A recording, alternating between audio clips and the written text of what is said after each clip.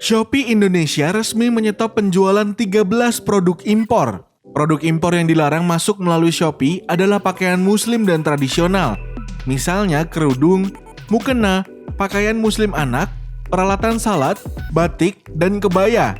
Pelarangan dilakukan guna melindungi UMKM dalam negeri.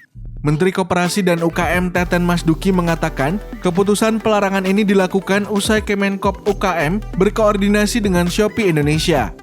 Teten mengatakan pelarangan untuk melindungi produk UMKM fashion muslim, sebab nilai perdagangannya mencapai 300 triliun rupiah per tahun. Potensi ini meliputi nilai industri fashion muslim sebesar 280 triliun rupiah dan industri batik senilai 4,9 triliun rupiah.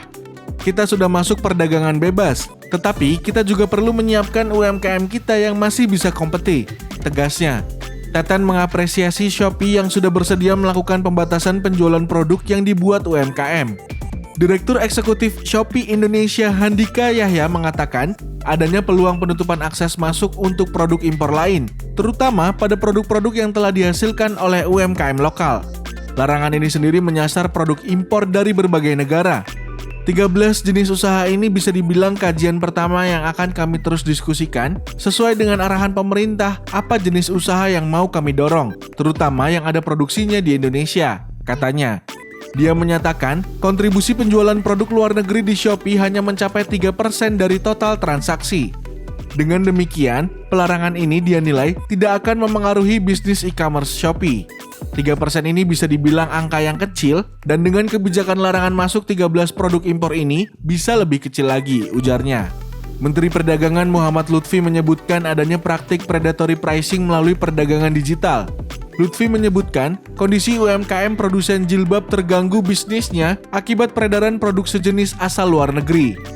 UMKM itu tercatat mempekerjakan sekitar 3.400 pekerja dengan biaya upah total mencapai 650.000 US dollar per tahun. Produk ini diadopsi oleh perusahaan lain yang basis produksinya berada di China. Produk ini tersadap oleh AI perusahaan digital asing dan dibuat di China, kemudian diimpor lagi ke Indonesia.